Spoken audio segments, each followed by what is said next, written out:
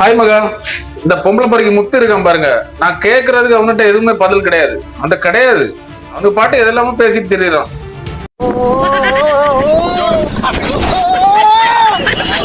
இந்த பொம்பளை பொறுக்கி முத்து எப்படி எல்லாம் உருட்டுறான்னு சொல்லிட்டு நீங்க பாத்துட்டு இருக்கீங்க.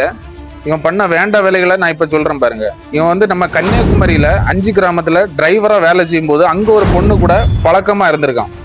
பழக்கமா இருந்துட்டு அந்த பொண்ணுகிட்ட ஒரு டாலர் போட்ட ஒரு கோல்டு செயின் அந்த பழக்கப்பட்டு இருக்கும்போது வாங்கிட்டு கொடுத்தான். இல்லை, அந்த பொண்ணு நம்மகிட்ட வந்து பக்காவா பேசி ஆதாரங்கள் எல்லாம் கொடுத்துருக்காங்க. அதுக்கு அடுத்தது அந்த பொண்ணு கூட வாழ்ந்துட்டு இருக்கும்போது இதெல்லாம் வீட்டுக்கு தெரியாம தான் பண்ணிட்டு இருக்கான் மனைவிக்கு.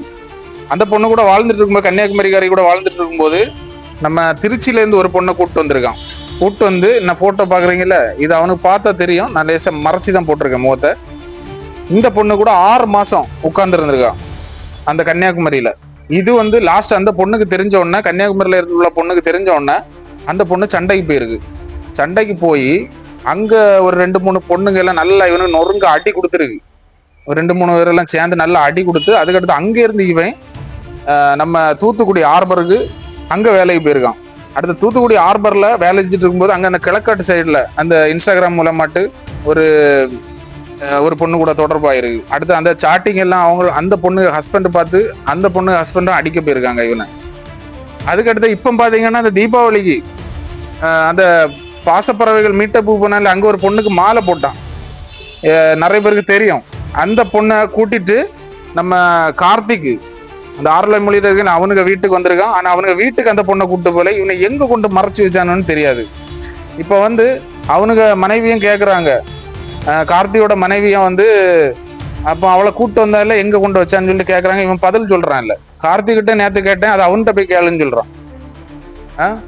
இந்த மாதிரி பொறுக்கி தெரியானோ பொறுக்கி பயிலுவ இந்த மீடியாவுக்குள்ள மகா. இந்த பொம்பளை பொறுக்கிய பத்தி அடுத்தடுத்து வீடியோ போடுறேன், இவன் பண்ண வேண்ட வேலைகளை. அதுக்கடுத்து பாத்தீங்கன்னா இவனுக்கு ஒரு சப்போர்ட் பண்ணிட்டு ஒருத்தன் வருவான். இந்த காக்குங்கரங்கள் குரூப் வச்சு மக்களை ஏமாத்திட்டு கேரளாக்குள்ள பொழிச்சு கிடக்குறான். அவன் ஏதோ கமாண்ட் அடிச்சுட்டு தெரியானோ ஒரு இந்த அக்கௌண்ட்டை வச்சு இன்ஸ்டாகிராம்ல என்னெல்லாம் பிளாக் பண்ணி வச்சிருக்கான். நான் கேள்விப்பட்டேன்.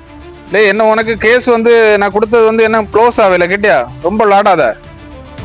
அதுக்கடுத்தது ஜாக்கிர் ஹுசேன், நீ அந்த கள்ள பொண்டாட்டியும் பண்ண வேண்ட வேலைகளை நான் வந்து ஏற்கனவே வீடியோ பதிவுகள்லாம் போட்டிருந்தேன்.